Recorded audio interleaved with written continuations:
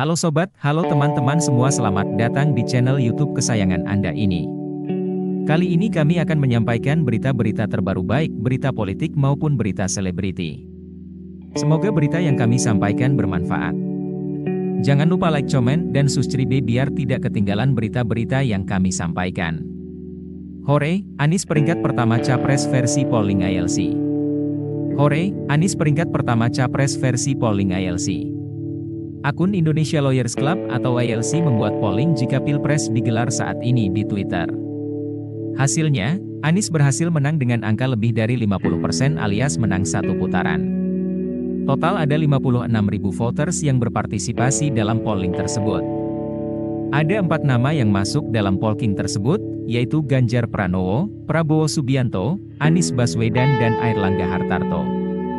59% voters memilih Anies, Ganjar dipilih 18% pemilih, lalu Airlangga Hartarto dipilih 15% pemilih, dan Prabowo hanya dipilih 8% pemilih.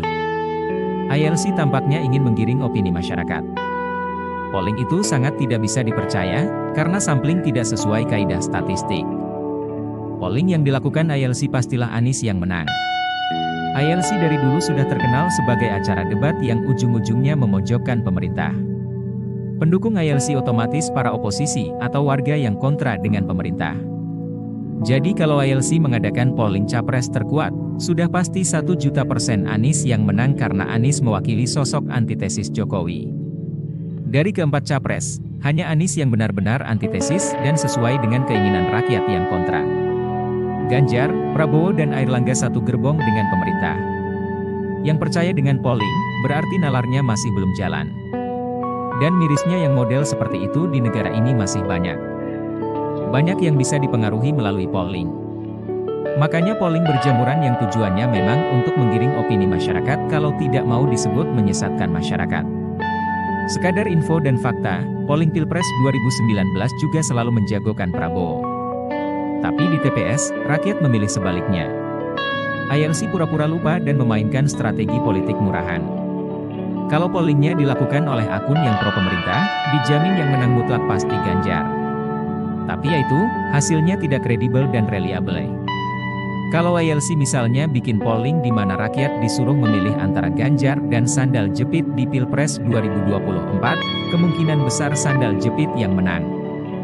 Kenapa? Karena sifatnya sentimen dan kebanyakan adalah kontra pemerintah, hahaha. Hasil polling ILC ini juga berbeda dengan hasil survei terbaru SMRC yang bertajuk, Tren Dukungan Bakal Calon Presiden. Direktur Riset SMRC, Denny Irvani, menunjukkan jika Pilpres diadakan ketika survei terakhir dilakukan, Desember 2022, ada 3 nama yang mendapat dukungan paling signifikan, Ganjar, Prabowo, dan Anies. Dalam simulasi semi terbuka dengan daftar 45 nama, Ganjar mendapatkan dukungan 26,5%, disusul Anies dengan 18,6%, Prabowo 16,8%, dan Ridwan Kamil 6%. Sedangkan nama-nama lain hanya di bawah 2%. 14,4% belum menentukan pilihan atau undecided voters. Selain itu, Ganjar juga cenderung unggul dalam simulasi tertutup 4 nama dan 3 nama. Dalam simulasi 4 nama di mana yang bersaing adalah Anies, Ganjar, Prabowo, dan Puan Maharani, Ganjar mendapatkan dukungan 32,8%, Anies 27,1%, Prabowo 25,5%, dan Puan hanya 2,4%. Masih ada 12,1% yang belum memutuskan. Dalam simulasi tertutup 4 nama di mana yang maju adalah Airlangga Hartarto, Anies, Ganjar, dan Prabowo, Ganjar konsisten unggul dengan perolehan suara 32,4%, disusul Anies 26,8%, Prabowo 25,6%, dan Airlangga 3%. Masih ada 12,1% yang belum menentukan pilihan. Sementara itu, dalam simulasi tertutup 3 nama di mana yang maju adalah Anies, Ganjar, dan Prabowo, urutan pertama masih ditempati Ganjar dengan dukungan 33,7%, lalu Anies dengan 28,1% dan Prabowo 26,1%. 12,1% sisanya masih belum menentukan pilihan. SMRC adalah salah satu lembaga survei yang saya percayai kredibilitasnya bersama dengan LSI Denija.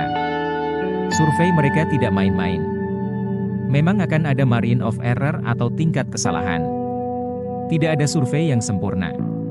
Tapi kalau polling di media sosial sudah pasti tidak bisa dipercaya karena yang voting adalah followers. Anies juara di Pilpres?